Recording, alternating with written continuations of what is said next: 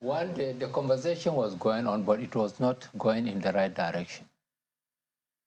I mean, what sort of conversation that is going without involving the critical, aspect of running the economy? That is the issue. Who are they conversing with? National Assembly conversing with itself, executive conversing with itself. Is it the civil service? Is it the private sector? Is it the banking sector? I mean, people are all, going on out of the, everyone is doing his own thing. There is no coordination. So long as there is no coordination, there is no planning. That is why if you observe in the past, what government has been doing is to budget before planning. And we have always got it wrong. You are supposed to plan before you budget. But today, even then, people, budget before they plan. My own take on this, the immediate thing is to see how you are going to conserve or change the attitude of Nigerians dependent on foreign goods. It can be done immediately. And once you do that, just by increasing the tariffs on all luxuries, can we afford all these luxuries but that we are doing? But they've done that several times. No, which tariffs have been done on luxuries? Several luxury items. Which luxuries? Former Boris tenure. Champagne, several luxury items were taxed. But it is not enough. It is not enough. The tariffs are not enough at all. Up till now, our marginal propensity to import is about 90 kobo. No, but shouldn't we be talking about what are they doing to make sure refineries work? What are they doing to make sure power supply is uninterrupted? I'm coming to that. I mean, how do you make refineries? You import all these things to repair your refineries, and you import at what cost? So until you cost, you cut the cost of imports. So while that is a fair idea that indeed there needs to be the encouragement of local production here, so as to save the value of our naira, and that Nigerians need to consume more of what we produce, and that goes to everybody really. But there's been questions as to what sacrifices government, public officials are also making, because they've asked Nigerians to tighten their belts as a result of the difficulties in the economy, and the fact that the coffers are I don't want to use the word empty, but near empty. But people have been asking, what has government enlisted, and by government not just the federal government now, state governments as well, because we understand that as a result of this, more money is accruing to FAC.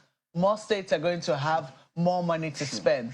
But there's been very short supply of information on what sacrifices government officials are making. Even if there's anything we're to go with, is the fact that it seems it's business as usual if we're to look at the list of approvals that have just been given by the National Assembly. I have just spoken about attitude. Up till now, an average Nigerian, whether in government or outside government, believes that life goes life goes as usual. We have not been made to face this kind of challenge until now. We would have faced it since during the structural adjustment program, but it has not been done. You free the product market, that is, you liberalize the product market, you liberalize the financial market, and yet you did not liberalize the labor market. The labor has been stagnant. That is why it has become very, very unproductive labor that we have in this country. So long as these markets are not equilibrated, then you'll continue to have this kind of issues, in this economy. So yes, sacrifices have to be done, but what sort of sacrifice? You reduce the salaries of people, and then who are the people that are going to sacrifice? How many civil servants do you have? What is the salary of civil servants?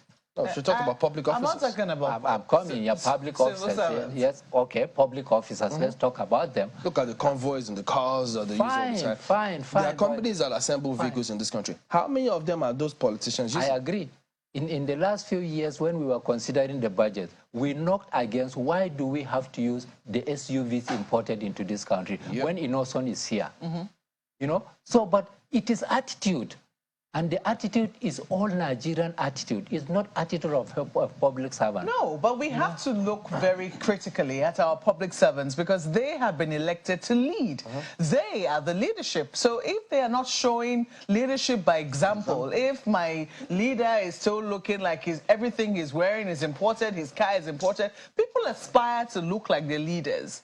So if that is the situation, can any leader who is not using anything that is locally made, whose house is furnished with everything that's imported from it, ask the average Nigerian to, oh, you have to use things that are made locally? Does that really make any sense? I agree with you that we should look inwards, that we should also imbibe the attitude of using locally produced so that we use what we produce. I agree, totally. And that's where the sacrifice should come from. You know, since President Tinubu came on board, I've been observing him. I've been over the kind of dresses he wears. It's like he's using, you know, made in Nigeria dresses. So there's impact How from do you know that? Well, are the fabric produced in Nigeria? Well, I should think so. I should think so. Are we not producing anything at all, fabric in this country? Senator, you can tell me. I don't know. So, yes, I feel guilty. I'm wearing almost 100%, you know, foreign. But, you know, the issue is our attitude must change. And how do we make our attitude change? Today, make cost of imported textile into this country. I mean, make it maybe 100%, you know, tariffs on it. How many people can afford the luxury? Yeah, but what are the alternatives? Yeah. The alternatives are simple. Yeah. The alternatives are simple. You see, you cannot have all this result at a go.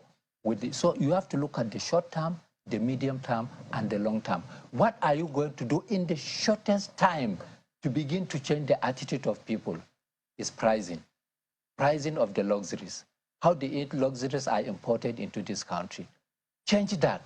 Once you change that, people will now begin to say, I cannot afford this. And then it will make the locally produced, you know, item more, you make the local more productive. Honorable.